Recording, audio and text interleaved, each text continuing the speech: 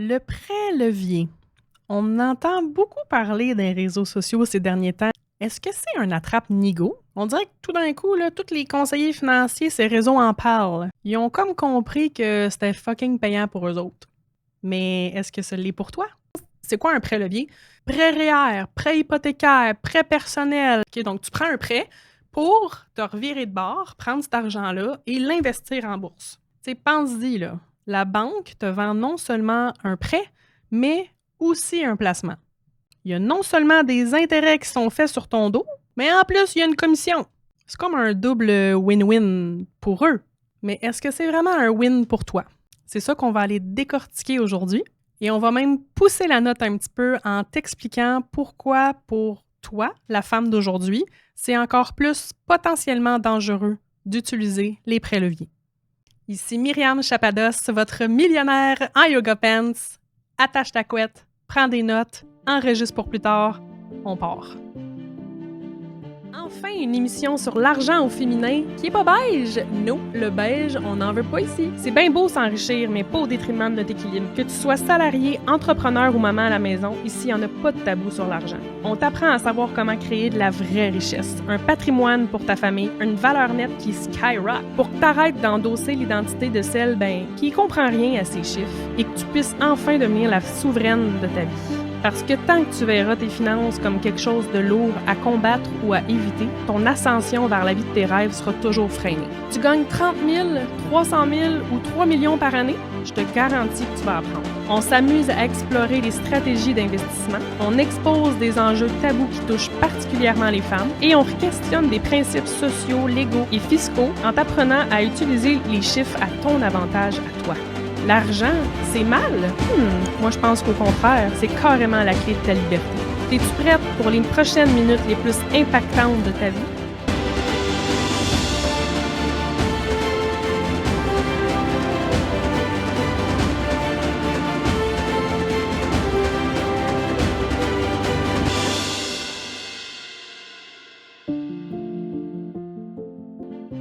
Alors, précédemment, je t'ai expliqué l'importance des intérêts composés, l'importance d'investir. Et là, quand je parle de ça, souvent, il y a des gens qui vont se sentir dernière minute. Oh mon Dieu, j'ai pas de placement. Comment je peux faire pour investir? Comment je peux faire pour mettre des placements le plus tôt possible? Puis maintenant, même si j'ai pas l'argent, on m'a proposé un prêt levier. Mais ceci est à prendre avec un gros warning, OK? Des fois, vous venez m'écrire puis vous me posez des questions là-dessus, le prêt levier. Et je vais vous expliquer pourquoi il faut être ultra, méga prudente avec ça. Et c'est seulement bon quand on rencontre plusieurs facteurs combinés ensemble. Pas juste quand on a un de ces facteurs-là. Parce que vous allez voir que le sujet du prélevier, ça me préoccupe vraiment, là, particulièrement ces temps-ci. Fait que ça se peut que je m'emporte un petit peu. Qu'est-ce qui me rend crédible de vous en parler aujourd'hui du prélevier, c'est que je suis dans cette position-là en ce moment. Je vous avais parlé, là, un de mes objectifs en 2025, c'était de clairer mon hypothèque au complet. Donc, chose accomplie, on pop le champagne, ma maison est entièrement payée, je suis à la mi-trentaine seulement. Je gagne pas, en tout cas pas encore, 150 000 par année et plus, là. Tu sais, j'ai pas marié un homme riche, j'ai pas gagné à la loterie, j'ai pas hérité, rien de ça, là. C'est, comme je vous dis, ça fait 10 ans que je travaille sur ce projet-là et que je m'enrichis pas à pas. Mais justement, vu que ma maison est payée au complet, il y a des gens là, qui m'ont approché, là, puis « Hey, Myriam, ta maison est payée. Tu savais-tu que ton argent adore dans ta maison et que là, tu pourrais réhypothéquer ta maison pour investir? » Là, je suis comme « Mais pourquoi je ferais ça, mettons? » Ben, t'enrichir encore plus vite. Puis là, tu sais, je la comprends l'idée, là, OK? Moi aussi, je voudrais m'enrichir plus vite, mais là, je fais comme OK, prenons un petit pas de recul. Je suis allée lire. Pourquoi je vous parle de ça aujourd'hui? Bien, premièrement, c'est parce que je le vis. Moi, j'aime me faire conseiller par des gens qui l'ont fait. Je suis toute seule? Dis-moi dans les commentaires, est-ce que c'est juste moi? Moi, là, me faire dire, OK, par un conseiller là, qui investit même pas 20 000 $ par année, « Hey, Myriam, réhypothèque ta maison au complet », puis investis, je suis comme, tu le ferais-tu toi-même, tu sais, mettons, là? Mettons, tu serais vraiment dans la position de le faire. Des fois, ça me fâche parce que j'aime me faire conseiller par des gens qui ont marché le chemin, puis je trouve que comme je dis, il faut pas nécessairement que le médecin ait eu le cancer pour te soigner du cancer. Par contre, si le médecin il a eu le cancer, là, puis qu'il t'annonce que tu as le cancer, là, crée-moi que sa dynamique sera pas pareille. Son soin sera pas pareil, il va pas penser aux mêmes choses, il va pouvoir être empathique, se mettre à ta place, te poser les bonnes questions. Je trouve que ça change vraiment la dynamique. Fait que moi, personnellement, direct en partant, là, je vais te poser la question, est-ce que toi, tu l'as déjà fait?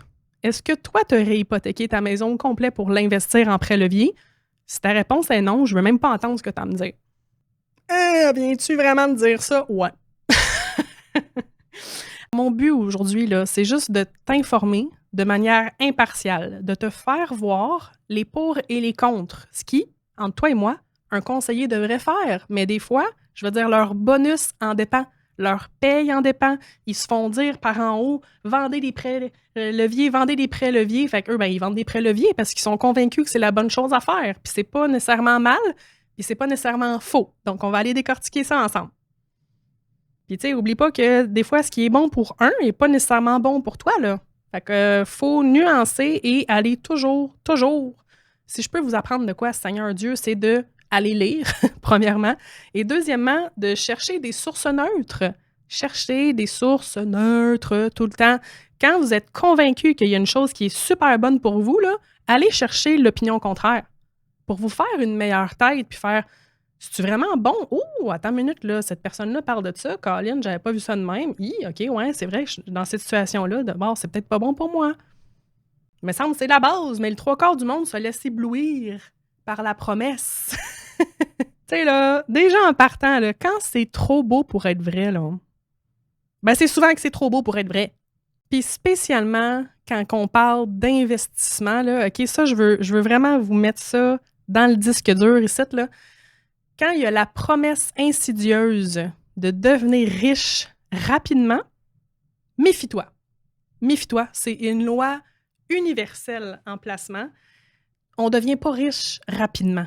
On devient riche sur du long terme en faisant des petites actions constantes et disciplinées.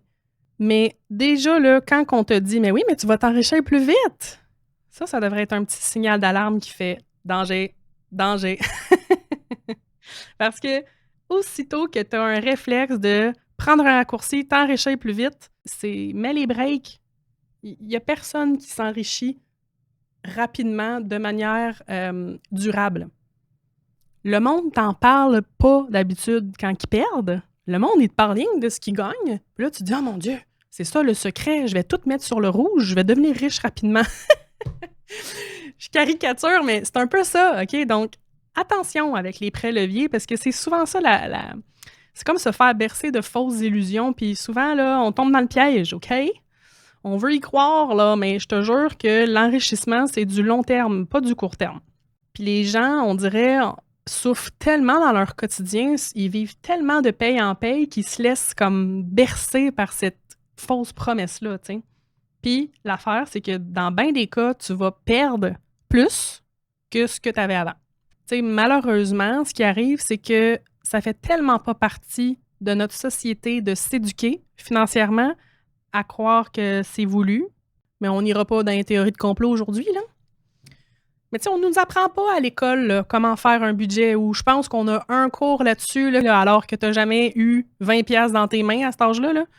Mais on nous apprend pas à gérer un budget, ce qui fait que souvent, quand il arrive des cas de chômage, des cas de maladie, des cas de séparation, ben on est encore plus vulnérable en tant que femme parce que déjà nos revenus sont encore moins élevés en moyenne.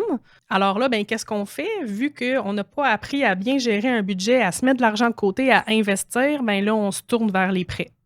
Puis c'est là souvent que commence l'engrenage, l'auto-sabotage. Mais tu sais, c'est tellement accessible, puis c'est tellement... tu sais, souvent, on se retrouve dans des positions où est-ce que, ben on agit. On attend d'avoir le bobo avant d'agir plutôt que de prévenir. Moi, je suis vraiment de l'école de prévenir. Mais j'ai déjà été dans la situation où moi aussi, il a fallu que je m'endette, là.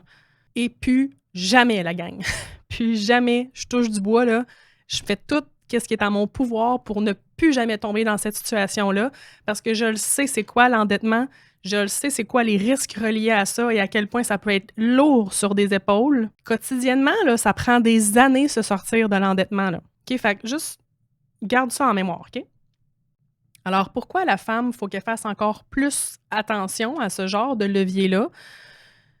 Souvent, les femmes vont avoir des revenus, plus faibles, donc une, capacité moindre à investir ou un accès limité justement aux prêts bancaires, aux leviers fiscaux traditionnels. Fait que ça peut être tentant, OK? Puis je le comprends, là. Alors résultat, selon des statistiques que j'ai trouvées, les femmes figurent parmi les catégories où c'est, le plus haut taux de difficulté de remboursement des dettes. Donc, en moyenne, un adulte va avoir de la difficulté à rembourser ses prêts sur un taux de 18 à 28 Donc, de 18 à 28 des gens qui ont des prêts ont de la difficulté à rembourser les prêts, mais pour les femmes, ça s'élève de 38 à 42 des femmes en situation d'endettement qui ont de la difficulté à rembourser leurs prêts. Et là, on veut te faire prendre un prêt levier. Il y a aussi le fait que, rappelons-nous, OK, il y a quand même des avancées, il y a quand même des progressions, il y a quand même un chemin vers l'équité salariale, mais encore aujourd'hui, là, pas en 1980, aujourd'hui, les femmes ont un salaire médian de 15 à 20 000 de moins qu'un homme occupant les mêmes fonctions actuellement. Et les risques sont encore plus là quand on est en situation de monoparentalité ou femme racisée. Alors, bien entendu, ici, mon but n'est pas de bâcher sur les banques. OK? La banque, n'oubliez pas que c'est une entreprise. La banque, elle est là pour faire des profits. La banque, elle est là pour elle. Elle n'est pas nécessairement là pour vous. Puis c'est une des premières choses à comprendre. Il faut comprendre ce qu'on t'offre sur la table. Je ne bâche pas non plus sur les conseillers financiers là, qui vont vous vanter les prêts leviers comme s'il n'y avait pas le lendemain. Mais pourquoi tu penses, là? Je veux dire, c'est des employés qu'on leur dit de faire ça. Je veux dire, ils sont souvent biaisés par leur institution. Ils répètent ce qu'on leur a dit. Puis c'est pas des gens méchants, c'est pas des gens mal intentionnés. Je vais t'expliquer quelles questions te poser pour savoir, ben, je me fais-tu fourrer, moi, là, ou c'est vraiment bon pour moi? Parce que là, tu sais, si tu te dis, ah, mais là, tu sais, je m'en vais à la banque. La banque, elle veut pas me fourrer, la banque. La banque est là pour moi, la banque. Si c'est ça que tu te dis, j'ai une petite nouvelle pour toi. La banque, elle est là pour elle. OK? D'abord et avant tout. Regarde bien ça. Mettons, tu rentres au IKEA, toi, là, pour te faire une cuisine. Est-ce que l'employé du IKEA va te dire, hey, non, achète pas ta cuisine ici? Ben non. L'employé va dire, viens-t'en, tu veux te magasiner une cuisine? Je vais te montrer la plus belle cuisine que tu auras jamais eue. On peut même faire le plan ensemble, toi et moi, viens t'asseoir.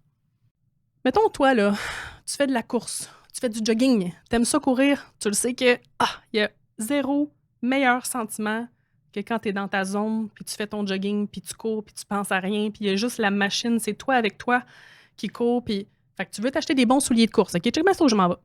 Mais là, toi, tu vas aller chez Nike, parce que tu dis, ben, il y a des souliers de course.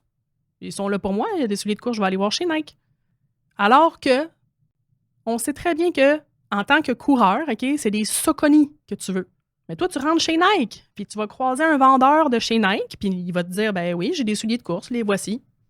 Là, tu vas dire, ah, parfait, waouh, c'est bon, je vais prendre ça. C'est de la faute à qui? C'est-tu de la faute à Nike? Non. C'est-tu de la faute au vendeur? Non. Le gars de chez Nike, il va pas te dire, ouais, madame, allez chez Saucony. Non, il va pas te dire ça. Même chose quand tu t'en vas chez Sephora, l'esthéticienne, OK, elle va te dire, madame, voulez-vous un beau petit panier? Ah, je remarque que vous avez plein de beaux produits. Elle va-tu te dire, madame, est-ce que vous êtes sûre que ça correspond à votre budget? Avez-vous vraiment 400 à mettre dans les crèmes de face quand vous en avez plein déjà chez vous? Ben non! La madame de chez Sephora, elle va te dire, hey, t'as ça? Ben regarde bien, viens voir selon ton type de peau, j'ai ça, puis j'ai ça, puis j'ai ça, puis j'ai ça, puis elle va te remplir un beau panier. Puis toi, tu vas être donc contente parce que tu vas vouloir juste être belle, avoir un beau teint, avoir l'air de 10 ans plus jeune. Puis en plus, ça va te dire, j'ai un beau petit cadeau avec ça, puis voici des points en bonus, puis voici des échantillons gratuits. Puis tu vas être contente. Même si ça rentrait pas dans ton budget, là, mais il n'y a pas personne qui te l'a dit, tu comprends? Il y a juste toi qui le sais, ça. Il y a juste toi qui le sais, puis qui peut mettre un frein à ça. Qui peut dire, écoute, je comprends, tu as plein de crèmes à me conseiller, puis tu as 14 fonds de teint à me suggérer. J'en ai déjà, ça rentre pas dans mon budget. Moi, je suis venue ici pour ça, puis ça. Donne-moi tes deux meilleurs ça puis ça qui rentrent dans mon budget. Il faut que tu saches ce qui est bon pour toi. Parce que c'est pas de la faute à Sephora, puis c'est pas de la faute à Costco non plus, quand tu sors de là avec une facture de 1000$ alors que ton budget c'était 200. OK, les girls, donc on se responsabilise. Parce que souvent, en tant que Québécois, c'est toujours la faute de l'autre. Hein? Avez-vous remarqué ça? Souvent, quand tu écoutes ta famille parler, tes amis, là, des fois dans des conversations, là, c'est de la faute de l'État. C'est de la faute de Carney, puis c'est de la faute de Trump, puis c'est de la faute de tout le monde, sauf de nous. T'sais. C'est quand même un peu étrange comme situation. Alors, la banque et les conseillers ne sont pas des bandits. Hein? Ils sont juste là pour te vendre ce qu'ils ont à te vendre. Ça, c'est la première chose à comprendre.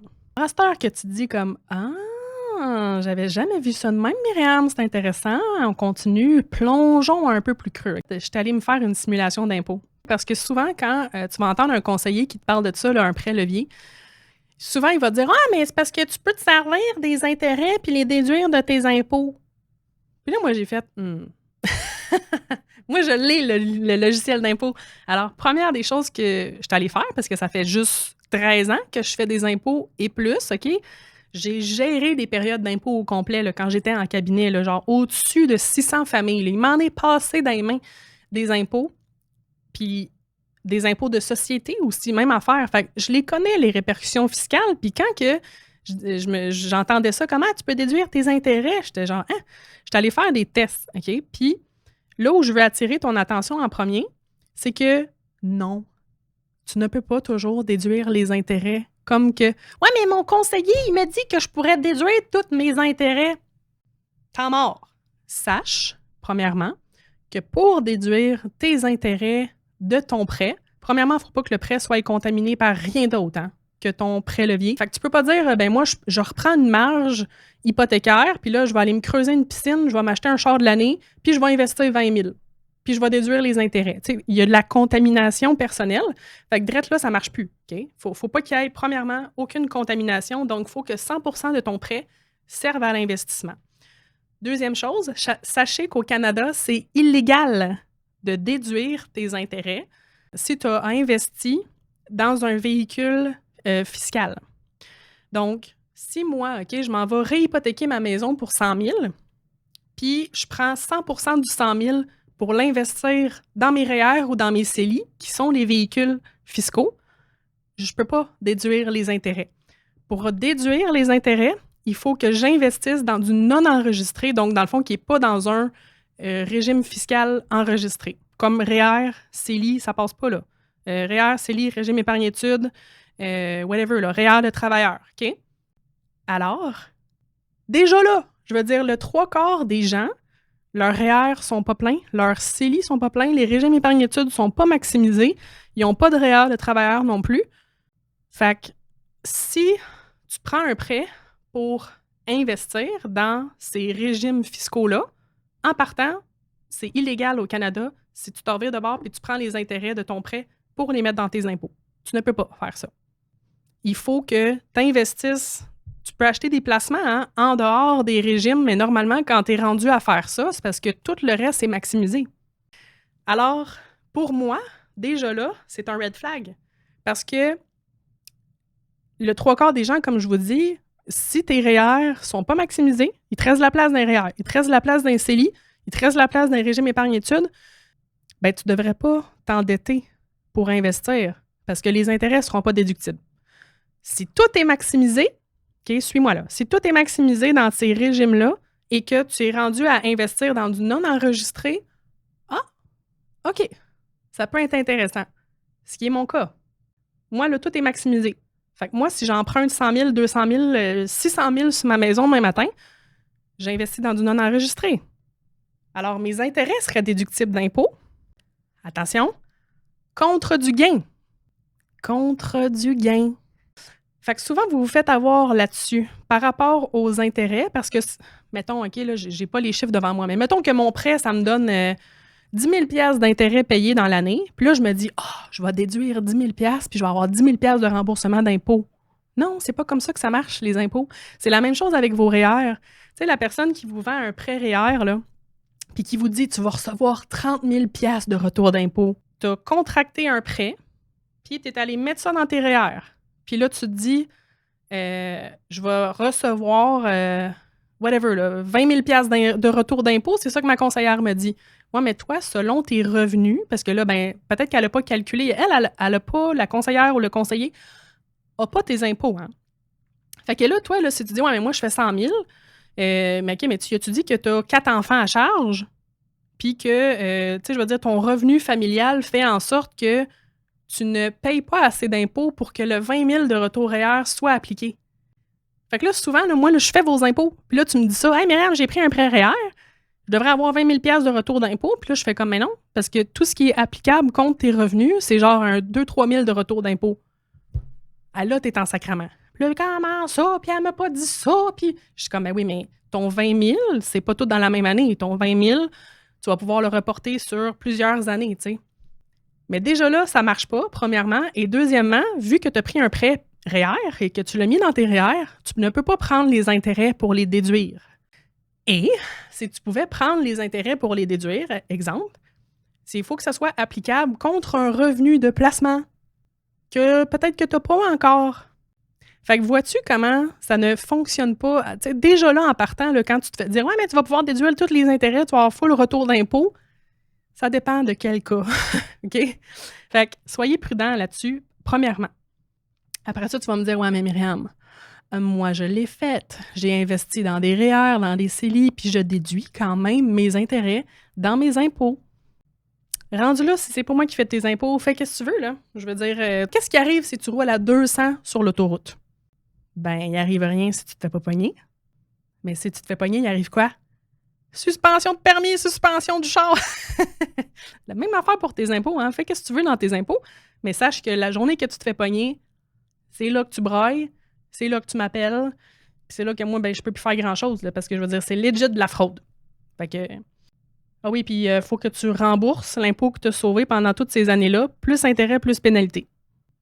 Fait que ça peut te faire un méchant bon bill. Fait que est-ce que ça leur a valu la peine? C'est toi qui le sais. Ensuite de ça, là, le fameux argument que je suis plus capable, OK? «Ouais, mais là, mon conseiller m'a dit que quand tu prends un prêt levier, c'est pareil que comme si tu empruntes pour acheter un bloc.»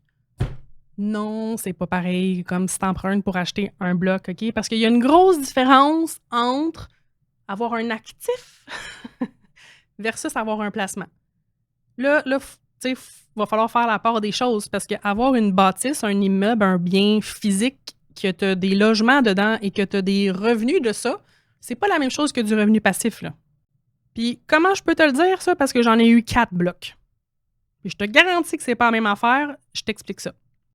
Tu sais, compare pas un prêt personnel à un prêt business. Avoir un bloc, c'est un prêt business parce que tu empruntes pour acheter un actif qui est tangible et en plus de ça, ben, le but, c'est d'avoir des locataires dedans. Fait que, mettons, tu as 6 logements dans ton bloc, OK, mais que la bourse, elle crash, qu'il arrive une guerre, qu'il arrive COVID numéro 2, qu'il arrive whatever quoi, une perte d'emploi ou je sais pas quoi, tu continues d'avoir tes revenus locatifs. La journée que tu empruntes pour acheter un placement et qu'il arrive COVID numéro 2, qu'il arrive une guerre, qu'il arrive une perte d'emploi, une maladie, ou que simplement là, ton placement plante de 50%, t'as fuck all, là. OK, t'as fuck all. Non seulement ton placement a planté, parce que ça arrive là, fréquemment, là, c'est arrivé plusieurs fois pendant l'histoire, puis tu sais, oui, à un moment donné, ça remonte, mais toi, là, pendant que ça plante, puis qu'en même temps, ben, c'est COVID, puis là, t'as perdu ta job, puis là, ben, t'es malade, t'as aucun revenu qui rentre. C'est pas la même chose, OK? Donc, arrêtez de me comparer ça. Tu sais, si ton conseiller te dit « c'est la même affaire que d'emprunter pour un bloc », lève-toi, puis pars en courant. C'est pas du tout la même chose. Parce que de deux aussi, justement, quand tu t'endettes pour un bloc, ben comme je dis, tu as un actif, tu as des revenus locatifs, puis en plus, tu peux déduire les intérêts de tes... parce que c'est applicable contre des revenus.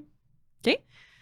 Puis, ben tu sais, ultimement, je veux dire, quand tu achètes un bloc, nonobstant tout ce que je viens de nommer, ben la journée que tu n'en veux plus, tu as un actif à revendre qui, normalement, le marché de l'immobilier ne fait qu'augmenter. Peut-être qu'à un moment donné, ça va planter, le marché de l'immobilier, on ne le sait pas, on n'est pas de 20 personnes, mais tu sais, c'est que la journée que tu vends, tu sais, comment... Attends, je vais essayer de bien séparer les choses, OK? Imagine que tu empruntes 500 000 pour un bloc ou tu empruntes 500 000 pour investir.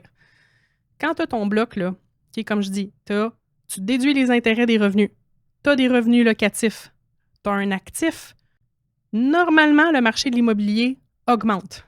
Donc, il arrive X, Y, Z situation, OK? tu peux revendre ton bloc. Normalement, tu vas quand même faire un gain. OK? Parce que normalement, c'est quand même un marché qui augmente. Mais allons-y à l'inverse. Supposons que tu as investi 500 000. Il y a une guerre, il y a whatever. Ton placement plante de 50 %. Si tu vends ton placement, là, tu viens de matérialiser ta perte. Tu viens de carrément perdre 50 % de ta mise là, si tu retires l'argent. Ce qui va moins arriver avec un bloc, normalement. Si tu as bien choisi ton emplacement, ça aussi, j'ai fait un épisode là-dessus, vous irez voir saison 1. Il y a 3 règles en immobilier. L'emplacement, l'emplacement, l'emplacement. Tandis que ton placement, lui, là, s'il plante de 50 %, tu n'as pas de revenu locatif, tu ne peux pas le revendre à profit, tu vas le vendre à perte. Puis c'est là que tu matérialises ta perte, c'est là que tu es perdant. Puis tu sais, c'est là le danger parce que, mettons, ton placement plante de 50 %, il arrive une situation X, Y, Z qui fait en sorte que tu dois retirer tes placements, là, tu matérialises ta perte, mais pendant ce temps-là, non seulement tu as perdu ici, en plus, là, faut que tu le payes ton prêt, là.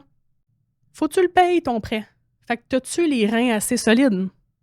Dans le cas d'une perte d'emploi, dans le cas d'une maladie, dans le cas de whatever, il faut que tu aies les reins assez solides pour être capable de payer ton prêt sur un placement que tu as perdu. Puis, il est là le danger, OK? Parce que rendu là, mettons, tu me dis, mais mon placement, il était de 500 000, il est rendu 250 000, il a fallu que je le vende, j'ai tout perdu. Puis là, tu as un prêt de 500 000 à rembourser de l'autre bord, à un taux d'intérêt qui a peut-être augmenté entre-temps, parce qu'on a vu ça dernièrement, les taux d'intérêt qui doublent. OK, on le sait pas, ça peut arriver, là. Mais là, va pas broyer à ton conseiller. Ton conseiller puis ta banque, eux autres, ils ont fait leur gain, ils ont vendu le placement à taux d'intérêt. Faut que tu le payes, ton prêt, là. Fait que eux, rendus là, qu'est-ce que tu veux qu'ils fassent? C'est toi qui l'as pris la décision.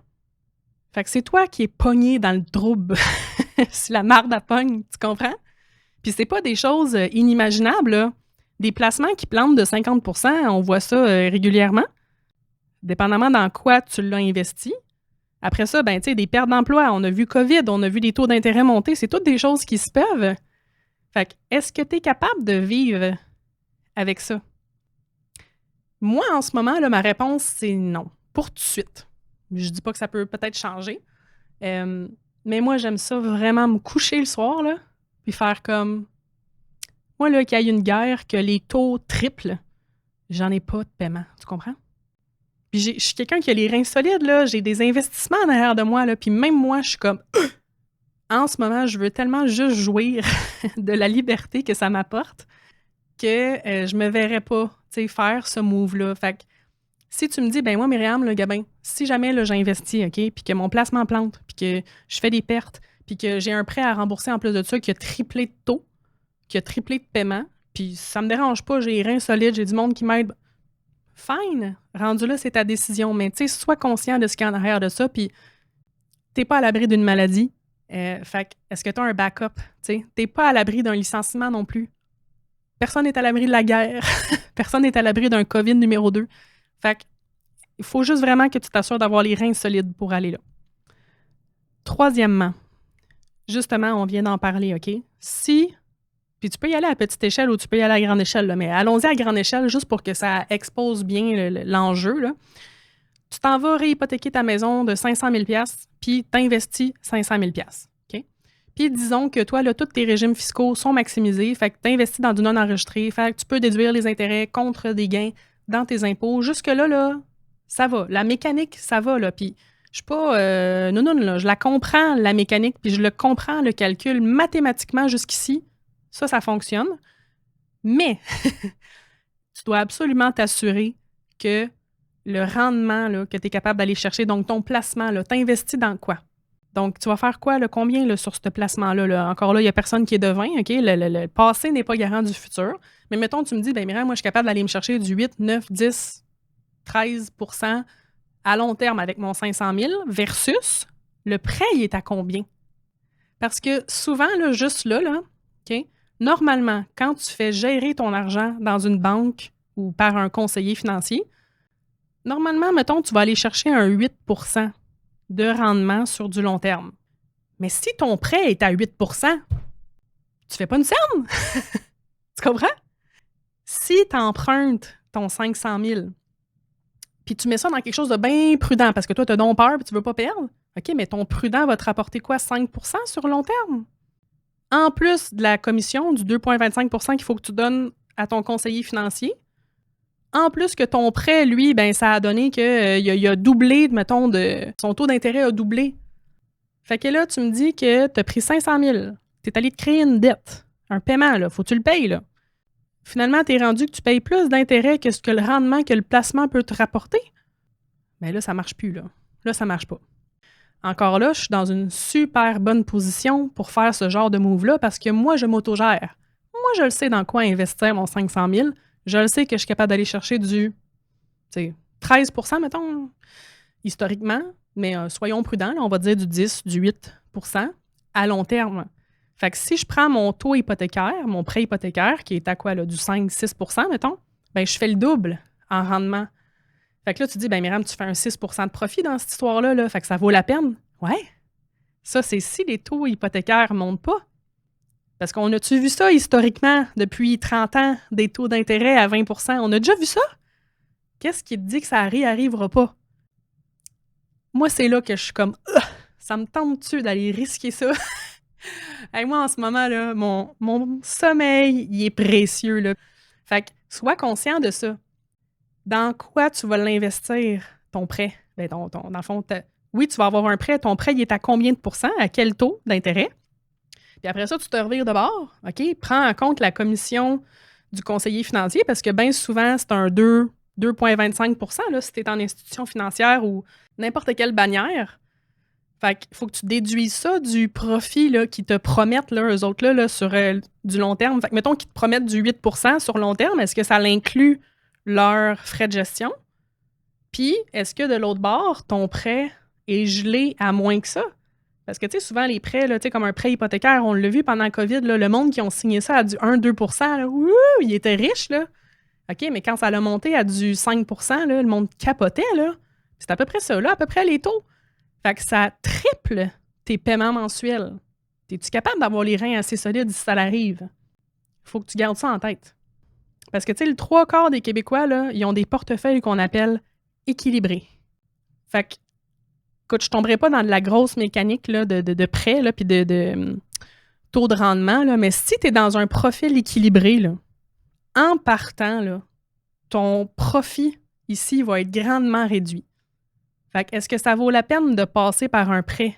Que tu es obligé de faire les placements, les paiements mensuels? OK, vous irez vérifier, je vous invite à lire, je vous invite à en discuter, mais si tu es dans des fonds prudents ou équilibrés, le prêt levier pour toi, ça vaut vraiment pas la peine. Il faut que tu sois dans du risqué parce que tu comprends qu'est-ce que ça l'engendre. Il faut que tu comprennes dans quoi tu investis ton argent parce qu'il faut que tu aies confiance en ton placement puis tu catches la mécanique en arrière. Sinon, là, moi, personnellement, je me tiendrais loin de ça. Tu sais, déjà, un petit indice là, que je peux vous dire, là, sortez, tu sais, si tu dis, hey, moi, je vais faire ça, je vais prendre un prêt de 50 000, 100 000, 200 000, whatever, puis je vais le placer dans ce placement-là, fais sortir le rendement des 10 dernières années de ce placement-là, puis regarde si ton rendement bat le taux d'intérêt. Parce que souvent, direct là, ça sera même pas le cas, même si le passé n'est pas garant du futur, mais déjà, ça te donne un bon indice. Ensuite de ça, là, on va tomber un peu plus dans le prêt dans l'entreprise. Là, on a parlé du prêt levier, mais du côté personnel. Là, on va aller dans le prêt business. Parce que souvent, quand que je parle avec des femmes d'affaires ou des hommes d'affaires, la grosse mentalité en affaires, là, c'est « Ah, mais investis dans ton entreprise, emprunte, puis tu sais, plus tu empruntes, plus tu vas t'enrichir. » Puis honnêtement, là, OK, vous savez qu'il y a 3 business sur 5 qui ferment en dedans de 5 ans. Puis après ça, le taux s'améliore pas là, quand ton entreprise a 5 ans et plus. Et moi, je trouve, pour l'avoir constaté de mes propres yeux, là, ce qui vous plante dans vos entreprises, c'est justement votre incapacité à faire les paiements mensuels. C'est un problème de cash flow qui fait fermer vos business. Fait que là, moi, quand tu m'arrives, là, puis tu as emprunté des gros montants, là, des 100 000, des 200 000 là, pour ton entreprise, et que tu n'as pas su comment le rentabiliser, là, mais dans le rapide, là, rapidement, c'est des gros paiements, là, la gang. Là. Des fois, là, des 800$, 1200$ juste en intérêt par mois. Ça, c'est à part ton local, c'est à part tes équipements, c'est à part ton staff. C'est, tu sais, ça va vite, là. Fait que même en affaires, avant d'aller prendre un prêt entreprise, t'es mieux de te faire un plan d'affaires solide, là. Parce que moi, celles que je vois qui ferment leur entreprise ou que je veux dire, ils rushent, là, juste à se payer un salaire, sont 8 ans de temps sans pouvoir se payer un salaire qui a de l'allure, là. C'est longtemps, 8 ans, là. Bien, souvent, c'est parce que vous tombez dans le piège d'emprunter trop vite, d'avoir des trop gros prêts pour les revenus que vous générez. Savez-vous que ça peut prendre de 2 à 4 ans avant de te bâtir une clientèle stable, une clientèle là, temps plein, là, récurrente? Là. Selon moi, là, tu ne devrais pas emprunter si tu n'as pas déjà une clientèle à temps plein, si tu n'as pas déjà des profits. Tu sais, souvent, là, une expansion d'entreprise, là, ben, c'est justement quand tu as appris à provisionner tes taxes, provisionner tes impôts, toujours payer tes déductions à la source à temps. Puis tu te dégages assez d'argent pour être capable de bien te payer. Puis là, tu te dis, ben Myriam, tu sais, ça force, là, j'aurais besoin de plus de liquidité pour passer au next step parce que, tu sais, j'ai déjà ma clientèle, je suis déjà rodée. Là, on parle. Mais celle qui tombe dans le panneau là, de je vais m'endetter pour aller me chercher ce qui me manque dans mon entreprise, c'est là le danger. Parce que moi, j'ai souvent vu des entrepreneurs complètement plantés, puis vous me le direz dans les commentaires, c'est quoi votre vécu par rapport à ça? Les businessmen, les businesswomen, là, quand vous avez emprunté, est-ce que c'est un couteau à double tranchant? Parce que, oui, en quelque part, tu dis, hey, j'emprunte 200 000, j'ai 200 000 pour aller embaucher, pour investir dans un nouveau site web, en publicité. Mais est-ce que ça t'a créé les revenus suffisants pour faire tes paiements mensuels? Parce que des fois, juste en intérêt, là, ça représente un 800 à 1000 pièces et plus, juste en intérêt. Ça, c'est pas ton paiement en capital, là. Puis en plus de ça, il faut que tu dégages des profits pour... pour vrai, là, moi, je trouve que la marche est tellement haute, faut vraiment que tu saches où tu t'en vas puis que tu aies un plan d'affaires solide, là. Puis tu sais, c'est ça, c'est que souvent, vous allez me dire « Ouais, mais les intérêts sur mon prêt dans ma business sont déductibles. » Ben oui, je comprends, mais il faut que tu sois capable de le faire, ton paiement. Il faut que tu ailles le cash flow, il faut que tu ailles la liquidité pour le faire, ton paiement mensuel. Puis déjà, juste là, juste te payer, c'est compliqué. Fait qu'imagine aller contracter un prêt en plus.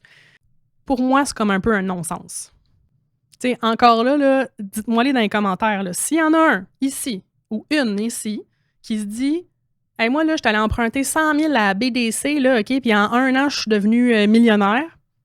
Ben, mets ton nom dans les commentaires, là, puis comme tu viendras sur le podcast là, pour nous coacher comment faire ça, parce que je suis persuadée que si ça t'est arrivé, c'est parce que t'étais rodé, là. C'est parce que t'avais un plan d'affaires, c'est parce que t'étais discipliné, t'as toujours payé tes taxes, tes DAS à temps, t'es allé te chercher juste un leverage, mais t'avais déjà la capacité de remboursement avant de contracter ce prêt-là. Je mettrais ma main au feu. Mais si je me trompe, dis-moi-les dans les commentaires. OK? Je suis vraiment curieuse, puis je suis bien open. Là. Puis, tu sais, j'ai vu ça vraiment souvent, là, tu sais, des gros prêts, là, genre de la BDC. J'ai vu après ça, tu sais, des marges, plusieurs marges dans une même entreprise. Après ça, c'est à part les cartes de crédit qui sont loadées. Ça devient super difficile là, parce que c'est des gros pourcentages d'intérêts qui partent à chaque mois, puis ça nuit vraiment beaucoup à ton cash flow. Mais tu sais, n'oubliez pas que c'est ça, la plupart des business vont fermer par défaut de cash flow. Fait que racontez-nous-les vos histoires de réussite. Là. Moi, je suis vraiment, vraiment curieuse de vous entendre. Puis tu sais, comparez-vous pas au 0.00001%. Tu sais, parce que des fois, j'en ai là, qui sont comme, mais je vais prendre un prêt. Puis, mais tu sais, Luc Poirier, lui, il le fait. Ouais, mais t'es pas Luc Poirier. Tu sais, moi, quand je parle de millionnaires, je parle de gens genre moi, là, qui ont l'air de rien, OK? Puis que le 1 million, 2 millions, 3 millions, 4 millions est accessible, là. Mais là, des Luc Poirier de ce monde, on parle genre du 0.00001% de la population, puis ça, c'est des multimillionnaires. C'est pas de ça que je vous parle, là, OK? Fait que des fois, faites attention parce que je le comprends, là, ces gens-là sont super inspirants, sont visibles, sont sur les réseaux sociaux, ils ont leur hélicoptère, leur avion privé, ils ont 4-5 maisons à travers le monde, puis là, tu te dis, moi, c'est cette vie-là que je veux vivre, puis ce gars-là, il a dit qu'il fallait emprunter pour réussir. Ouais, mais le gars, là, tu sais, c'est pas la moyenne du monde, là, OK? Puis moi aussi, là, j'admire tout ça, là. Mais faites attention parce que ça, c'est l'exemple même de ce qui est applicable pour ce genre de gars-là, c'est pas applicable pour Bibi, là. Alors, quand quelqu'un essaye de te vendre un prêt levier, là, puis moi, ça a marché, puis moi, je suis devenue riche. OK, mais dans ton cas, peut-être, mais dans mon cas à moi, j'ai telle réalité qui fait en sorte que ça marchera pas, tu sais. Puis, tu sais, des fois, j'ai des gens qui me disent Ouais, mais Myriam, tu sais, mon conseiller, là, si jamais là, je perds de l'argent, je peux revenir contre mon conseiller. Bonne chance. Bonne chance, parce que je veux dire, ton conseiller, là, il est backé par la tralée d'avocats de son institution, de sa banque. C'est quoi ton recours, là? Qu'est-ce que tu vas aller faire, là? Honnêtement, pour avoir un gain de cause, il faudrait vraiment que tu prouves que tu aies des backups, des enregistrements, des je sais pas quoi, là. Mais tu sais, si c'est ça ton thinking, mais s'il arrive de quoi, je vais revenir contre lui. Moi, je te dis, bonne chance pour avoir gain de cause, là. Fait informe-toi comme il faut. Tu es responsable. C'est pas le conseiller ni la banque, là, qui est responsable à ta place, OK? Alors, en résumé, là, si on add tous ces petits points-là ensemble, je veux juste m'assurer que tu comprennes bien, OK? Donc, si finalement, tous les points combinés, là, donc, tes intérêts ne seront pas déductibles d'impôts parce que toi, ton prêt levier, ça serait pour investir dans tes régimes enregistrés fiscaux comme le REER, le CELI, les REE, tu ne pourras pas déduire tes intérêts, OK? Ça, c'est pas bon, là. Après ça, si ton retour en REER est beaucoup plus bas que ce que tu pensais, parce que toi, selon ton revenu familial, ça ne marchera pas, là. Tu ne l'auras pas, le 20 000 de retour d'impôt. Il va être échelonné sur plusieurs années. Si finalement, ton placement génère moins de pourcentage que ton prêt, tu vas voir ton rendement des 10 ans, des 10 dernières années, c'est-à-dire de ton placement dans lequel tu vas investir versus ton taux d'intérêt sur ton prêt. Si ton placement ne le bat pas, Seigneur, fais pas ça. Après ça, est-ce que ton paiement mensuel sur ton prêt que tu dois payer, est-ce que ça te met à risque? Je t'enlève ta paye là, demain matin. Tu tombes en arrêt maladie, il arrive COVID, whatever. Je te coupe ta paye demain matin. Es-tu capable de faire tes paiements sur une période d'au moins 1 an? Parce que COVID, ça a duré 2 ans en passant. Hein? Fait que si ça te met trop à risque, va pas là. Ensuite, c'est ta tolérance au risque. Donc, est-ce que toi, ta tolérance au risque est même par rapport à ton couple? Hein? Parce que, tu sais, moi, je dis mon hypothèque, mais la maison, on l'a achetée à 2. Puis le prêt hypothécaire serait au nom de mon chum aussi, là. Que dis-je? De mon mari. Lui, on a eu la discussion et lui, il serait pas à l'aise là, que moi, j'aille lever un 250 000 et plus sur la maison, que lui, il est au bat là, s'il m'arrive quelque chose, tu comprends? Fait qu'il y a cette dimension-là aussi. Non seulement il y a ta propre tolérance au risque, mais parle-en à ton coéquipier ou coéquipière là, qui est aussi sur ce prêt-là, là, OK? Puis quand tu prends un prêt, là, tu nuis à l'endettement de la famille. Fait que c'est à prendre en considération aussi, là. Alors, si tous ces points-là sont réunis ou plusieurs, là, est-ce que le prêt levier est bon pour toi? Des petites nouvelles pour toi, là, moi, je pense que non. Par contre, OK, allons de l'autre bord. Si tu es quelqu'un qui n'est pas dans l'urgence de t'enrichir demain matin, toi, là, tu n'as pas le sentiment d'être en retard. Tu ne fais pas ça pour rattraper du retard. Alors déjà là, ça peut être bon. Est-ce que tu as des bonnes habitudes financières? Donc, toi, le crédit, tu n'as pas de problème. Je t'enlève ta paye pendant 1 an ou 2. Tu es capable de faire tous tes paiements. C'est bien. Est-ce qu'on a du lousse dans le budget? Est-ce qu'on est capable, justement, comme je dis, de payer en cas de maladie ou en cas de perte d'emploi ou en cas de guerre ou en cas de COVID? Est-ce que tu es quelqu'un qui tolère bien le risque? Est-ce que ton rendement sur tes placements va battre le taux d'intérêt? Puis même si le taux d'intérêt triple, est-ce que tu es à l'aise avec ça? Tu sais, si toutes ces conditions-là sont réunies, ça peut peut-être être une belle option pour toi, le prêt levier. Moi, je pense que ça prend tous ces facteurs-là pour d'être réunis pour que ça vaille la peine, là, tu sais, sans compter encore là, toutes les déductions d'impôts auxquelles tu aurais droit, là, si les intérêts sont bel et bien déductibles et si les retours REER sont bel et bien applicables, là, tu sais. J'espère que ça t'éclaire aujourd'hui. Demande toujours plusieurs avis. Va parler avec des gens qui l'ont fait. Va parler avec des avis contraires. Va poser les pour et les contre. Et surtout, renseigne-toi, là, parce que la personne qui l'a fait, là, est-ce que tu peux te comparer à elle? Est-ce que ta situation financière est la même? Tu sais, va pas te comparer à des Luc Poirier de ce monde, là. Puis après ça, tu vas pouvoir prendre la décision, tu sais, en toute connaissance de cause. Et toi, tu vas décider si c'est bon pour toi. Pas Ticlin, pas Luc Poirier, pas la banque, pas le conseiller là, sur TikTok. Oublie jamais que tu es ton propre pare-feu. Tout est dans le long terme. Tout est dans les intérêts composés sur tes rendements. L'enrichissement, c'est un marathon, c'est pas un sprint. Pour être capable d'avoir du rendement, ça te prend de l'investissement. Je pense pas que le prêt soit une belle solution dans 3/4 du temps. Comment qu'on réussit à investir? C'est en ayant un bon budget. C'est en ne vivant pas au-dessus de tes moyens.